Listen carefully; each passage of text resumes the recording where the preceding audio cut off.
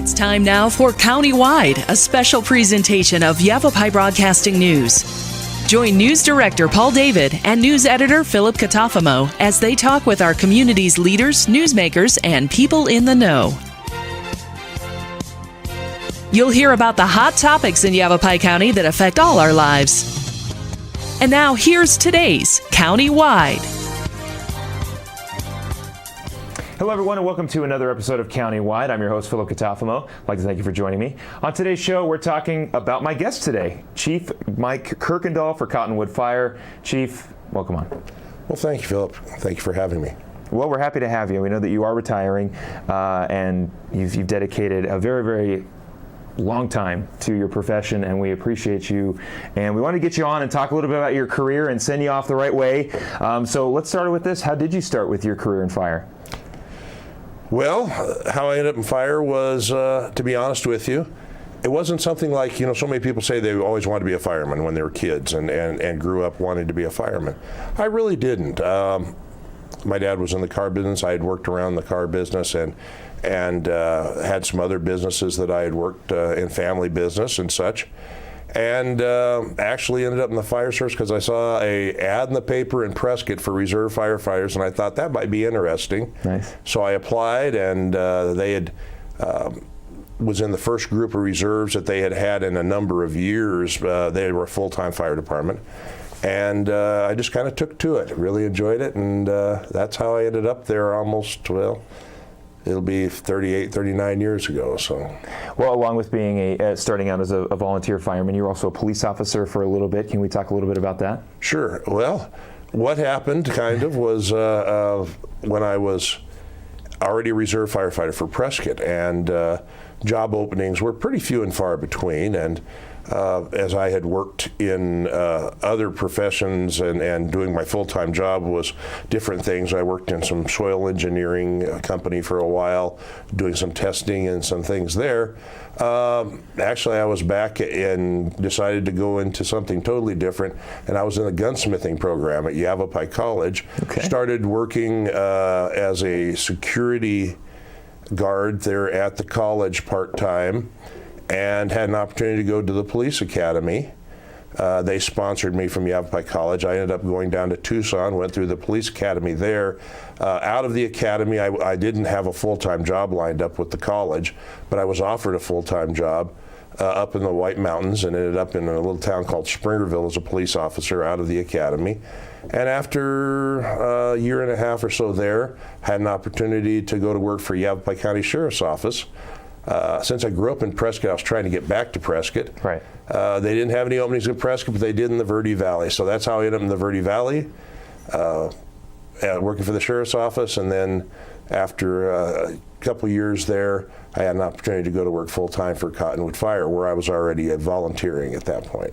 Yeah, it's really funny because you started as a security guard at college. I started out as a security guard back in my hometown when I got out of high school. I was not a reserve fireman. It's something maybe I should have considered. But yeah, I started out as a security guard as well, so we have a little bit of a connection there. And of course, our careers separated from there. But your father was the mayor of Prescott. Was it important for you to sort of stay in the community or stay in the county when it was your time to find out your path and what your career was? Well, certainly growing up in Prescott. Well, when you said my dad was Mayor Prescott, that was just 2009 to 2015. He was on the council back in the 70s when I was young. I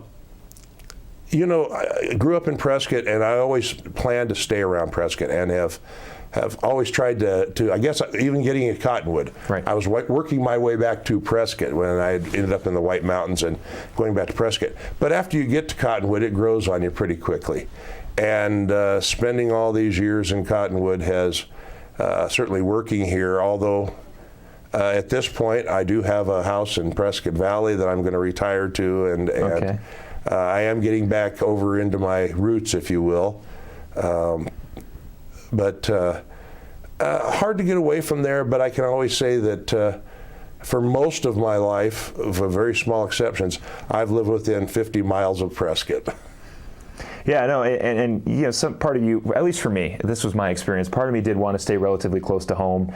I'm about currently now about 5 hours away from my hometown in Southern California. You are obviously a lot closer to Prescott. You still being here in Cottonwood, you're only an hour away from Prescott Valley, where you're going to be retiring to. So it's kind of nice to be relatively close to your roots and getting an opportunity to go back there whenever you really want to.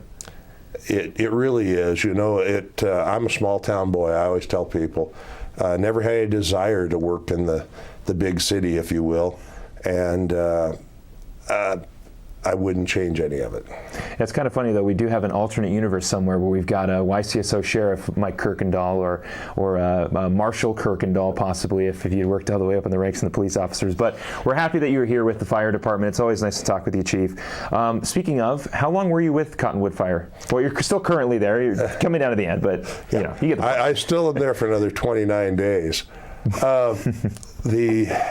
I started, as I said, when I came to work for Yavapai County Sheriff's Office into the Verde Valley. I went over and applied, and that was in 1987, right at the end of 1987. So that's been almost, 33 years ago that I first started with Cottonwood Fire. I went full-time position with them in September of 1989, so it's just turned 31 years full-time a few days ago. And then, like you said, 31 years in the fire department. What changes have you seen from when you started till now with maybe the way you guys handle things, the way you guys respond to calls, or what big significant changes have you noticed? Well, probably one of the biggest things is the evolution of the fire department from primarily a volunteer fire department with some paid staff to now we're primarily a full-time career department with a few volunteers. A lot of that has to do with call volume. When I first got here, we were running around 500 calls a year. Now, depending on the year, we're running somewhere between 2,500 and 3,000 calls a year. So with that multi-time increase in the call volume, the demands on volunteers just became too great. When you ran 500 calls a year and had a number of volunteers, they could make it to the calls and come out and support us and give us that staffing. But the reality became, as it got busier and busier, it's taking more full-time people to do that. Plus, people are just working. The people seem to have to be working more hours than what they used to. So that's one of the biggest changes we've seen. The other thing we've seen is the amount of training. Used to, when you came in as a volunteer, we could do a recruit type class there, but with all of the rules that have been implemented for safety through OSHA and what the National Fire Protection Association, who makes standards, the amount of training to be a firefighter has increased so much, again, to increase the safety of the people, that it's very difficult a lot of times for somebody who isn't going to seek out a career in this, right, to put in that much time just to get the initial training, much less to keep up the training.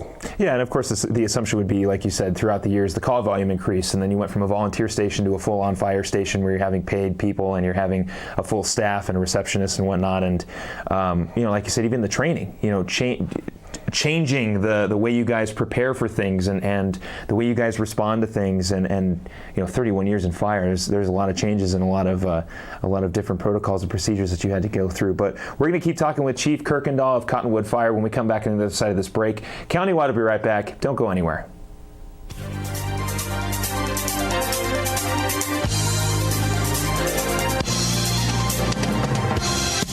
Orkin has pest control down to a science. When your business chooses Orkin's Precision Protection Program, you get a tailored pest control program for your specific industry and environment. Your business can benefit from over a century of experience, training, and scientific knowledge that define the Orkin man. Maximum protection, minimum exposure, backed by one of the industry's most comprehensive guarantees. Choose your locally owned and operated Northern Arizona Orkin and get more than an exterminator. Get an expert. Award-winning Soundbites Grill is an entertainment restaurant located in Uptown Sedona at the Hyatt Pinion Point Resort. Open for lunch and dinner, featuring fresh fish, all-natural hand-cut beef, even a full vegan menu. Family-friendly, open 11:30 to 9. Late dining on Friday and Saturday. Soundbites Grill has some of the best views of the Sedona Red Rocks. Offers world-class entertainment.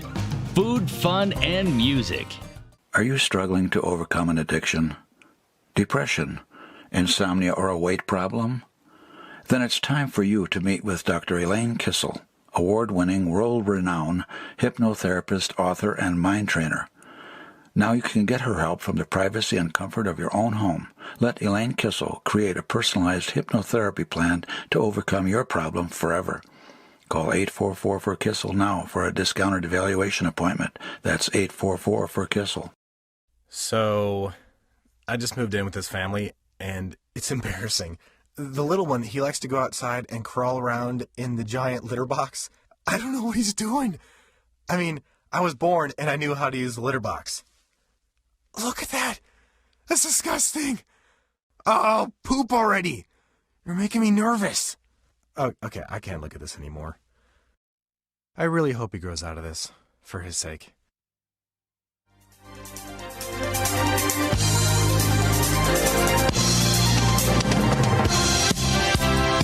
I want to welcome you back here to Countywide. I'm your host, Philip Catafamo. On today's show, we are talking Cottonwood Fire Chief Mike Kuykendall, and he is also my guest in studio today. We went a little bit into his past in the first segment for his first 31 years and final few weeks, essentially, or few days, 29 days until Chief retires. But Chief, you mentioned a lot of changes throughout your 31 years in the department. You know, organizations like the Arizona Crisis Team, what has their impact been on supporting the fire efforts here in Yavapai County? Well, we're very thankful for the Arizona Crisis Team. They were actually called TIPS before, and I won't get into that, but the name change. But they still do the same functions. What they provide, the Arizona Crisis Team provides to us is when we go out on a call where we have some type of a traumatic situation to a family, whether it's someone who has passed away or maybe going to pass away and we're taking them to the hospital and it's not looking good, or even other situations where they've experienced a fire or other loss of property. Right. The Arizona Crisis Team has volunteers who are trained to come out and provide support to these families. They will help families get through that initial time frame if they've had a loss of a loved one, to help getting a hold of a mortuary or the different things that they need to do to help walk them through that. Or in a fire, they will help get these people in contact with Red Cross and other services. While they themselves are somewhat limited in other than the support that they give, what they really are excellent at doing is finding resources for people to get them back to some state of normalcy, because that's so many people, that's one of the biggest struggles after either a tragedy or catastrophe in their lives, is trying to get back to a state of normalcy. We can see how people are experiencing that now with the COVID. Trying to get back into a state of normalcy is so important for people. But that's just, we find that place where people like to be in that comfort zone that they have, and anything like that pushes them out of it. So the Arizona Crisis Team is a wonderful group. I actually, at the moment, still sit on a board for them, and they've been very helpful to us. Well, like you said, just sort of easing that transition from, well, we had a home on Tuesday and unfortunately now we don't, and it's Thursday. And like you said, just easing that transition and getting people back to that sense of normalcy is very, very important, because, you know, you guys come in and you try to stop the fire as best you can, and you hope that you can, you know, keep the structures, keep the homes as secured and as they were before the fire started. And to have you guys go in there and handle it, and then have the Arizona Crisis Team also help with that transition, just a sort of a big process of making things better or make people feel better is always good. Another change that we've noticed as well is the fire and medicals are no longer, and you can correct me if they were initially separate departments, but now we're seeing a lot of, you know, Cottonwood Fire and Medical, Central Arizona Fire and Medical. It's not, here's the fire department, here's the medical department. They're separate things. Now they're more together. Was that a change that you saw throughout your career, or is that something that's always kind of been around? Well, yes, the medical certainly has been around pretty much my whole career. I started, of course, I became an EMT back at the beginning of my career. But really what's happened is the fire service and medical evolved. Going back to the 1940s, 50s, that ambulance services either existed separately. Actually, a lot of ambulance companies were run by mortuaries because they already had a vehicle that would haul people who were laying down, so they kind of had evolved into that. Over time, though, the EMS system, well, that's Emergency Medical Services System, continued to evolve. And one of the biggest factors that we saw really in pushing this was that TV show way before your time, but in the early 70s, called Emergency. Okay. And this had to do with the LA County, and they started having paramedics and running paramedic rigs. And you still had ambulances and private ambulances, but they ran them. And it just became a natural marriage, if you will, between the fire service and the medical services, because we're already there. We're prepared to go out quickly. So having guys that were used to responding quickly to fires and giving them the training in medical just meshed itself very well together to where we became kind of an all-hazard response, the fire department. We still have ambulances, and we have a wonderful private ambulance company here, a nonprofit, Verde Valley Ambulance Company, that brings the ambulance and comes on the calls, and we work together with them as a team. But frequently, the fire, we can get there maybe sooner depending on where the call is. Sometimes they do, but we work with them. But the idea is to just provide the highest level of service to the customer. Right. And when I say customer, I'm talking about our citizens. And so it was a natural fit. We at Cottonwood, we have paramedics. We provide paramedic level. That's the highest pre-hospital level of emergency care is paramedics. And can do a lot of treatments that delaying to the hospital could be detrimental to a patient. So it's been an exciting ride to see how we've evolved and become even more involved with the medical, to the point that not just Cottonwood, we added the Cottonwood Fire and Medical department to our nomenclature, as many departments have. Mostly not because we weren't already doing the medical, but because people ask questions so often when they saw a fire truck of, why is the fire department here? Well, we don't just put out fires. Right. We provide medical care also. Are there any aspects of the job that you're going to miss? Probably all aspects of it, but to get right down to it, I think the thing I will miss the most is the camaraderie amongst the firefighters and the department. It truly is a family atmosphere. When you're working shift work, you actually spend a third of your life with these people, with the people that you work with, and it does become a family. And even as in chief, I may not be working the 24-hour shifts, but I had established those relationships, and it's like a family. The thing I won't miss in the fire service is what we all think that the firemen are excited about. But I hate to see people lose their homes. I hate to see people get injured or lose their lives. And I won't miss that part of the job. Yes, we're there to bring order to chaos, but it'd be nice if there was never chaos that had to be brought order to. Yeah, no, I get what you're saying, and even me as a news editor, and we have to write a lot of those stories, and it's one thing to read about a home burning down and there were pets inside, or there was it was a few homes, or maybe there was a giant wildfire, but I can't imagine being on scene during that and witnessing a home and seeing the people who own the home, see their entire house burn down. But on that somber note, we're going to take a break. When we come back, we're going to keep talking with Cottonwood Fire Chief Mike Kuykendall. On the other side of this break, don't go anywhere. Countywide, will be right back.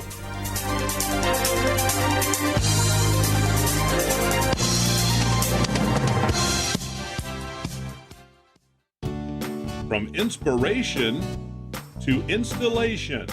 If you need help with your decorating plan, call the pros at the Picture Window. We are your #1 source for top quality blinds, shades, shutters, and flooring. We've been in business here for 41 years, and our delightful sales staff has decades of experience. We're the locally awarded Best of the Best in both Sedona and the Verde Valley. Don't pass up a free estimate on your project. Call the Picture Window now. Paul Stanley here with Stanley Steel Structures. We offer shade structures that provide style, value, and performance. Our Equinox louvered roof opens and closes to give you the ultimate patio experience. We also offer Alumawood shade covers that looks like wood but lasts like steel and never needs painting or maintenance. Visit us at StanleySteelStructures.com. Contact us today and be covered tomorrow. Stanley Steel Structures. Let us add some space to your place. Been hearing about the crazy benefits of CBD? Find out how CBD can help you at Sedona's #1 resource, CBD Sedona. Come in for a free consultation and let our trained medical staff help you find the perfect product for you. Pain-relieving salves, full-spectrum oils, honeys, teas, cookies, and even CBD for pets. Ready to feel fantastic? Come on by CBD Sedona today. There are everyday actions to help prevent the spread of respiratory diseases. Wash your hands. Avoid close contact with people who are sick. Avoid touching your eyes, nose, and mouth. Stay home when you are sick. Cover your cough or sneeze. Clean and disinfect frequently touched objects with household cleaning spray. For more information, visit cdc.gov/COVID-19. This message brought to you by the National Association of Broadcasters and this station.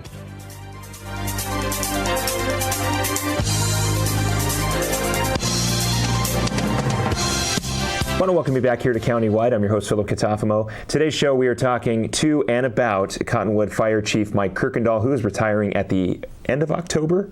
The end of October. The end of October. So, Chief, it's been a great show so far. One of the questions that I know that Paul David and I were very curious about is, what is the craziest call that you have had to respond to in your career, 31 years? You know, I thought about that, and I thought you might ask that question. I'm going to be a little bit hedgy on that a little bit, because I certainly don't want to talk about some of the things that I've seen, because nobody wants to hear those things, and if I could, and you want to erase those memories. But I guess one of the craziest calls, if you want to call it, was when the Old Town Theater burned down in Old Town.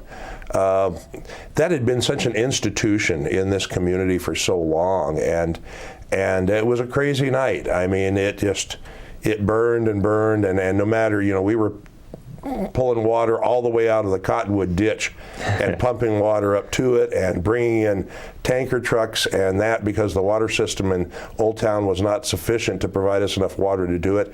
That was a long, crazy night, and I think the sad part of it was I had watched a number of movies in that theater, and I think the impact on everything else. So when you say crazy, I don't know if that's the right word for it, but certainly one of the most memorable incidents that I was on. There's been so many different things. Chief, we got about 2 minutes left. Your son is a fireman, I believe, down in Phoenix. Mm-hmm. How does it feel to watch your son possibly follow in your footsteps and maybe become a chief one day?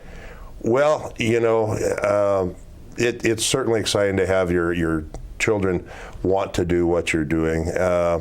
I'm proud of all of my children. I have 3 children, and I'm proud of all 3 of them. My oldest son, Sean, he actually had worked in Cottonwood for a number of years. And when you say follow in my footsteps, he's already got over 15 years full-time in the fire service. He's actually could retire from the fire service in the next less than 5 years. Wow. Whether he will or not, I don't know how far, and I don't know what his ambition is to become a chief. Maybe after seeing what I did, he'd probably be smart enough not to do that, I hope. But it's exciting, and he's certainly still excited by being in the fire service. Well, Chief, do you have any advice for the new fire chief? My advice for the new fire chief is just continue to push this department forward. Cottonwood's a wonderful, wonderful town, and the people here are wonderful. We've gotten great support from our political leaders. Certainly he needs to have the vision that he wants to take the department to, but I would say, he's got some of the best people that I've ever seen in the fire service working for him. My best advice is just keep trusting in those people to provide the service that they have done, and he'll do just fine. Well, sir, 31 years of service, and I want to thank you very much for being a part of this community. And it's great to hear that you're going to still be sticking around in Yavapai County, so don't be shy. Come by and say hi. Chief, thank you. Thank you. And with that, we're going to wrap up this episode of Countywide. Want to thank you for watching and listening, and we'll talk to you again next time.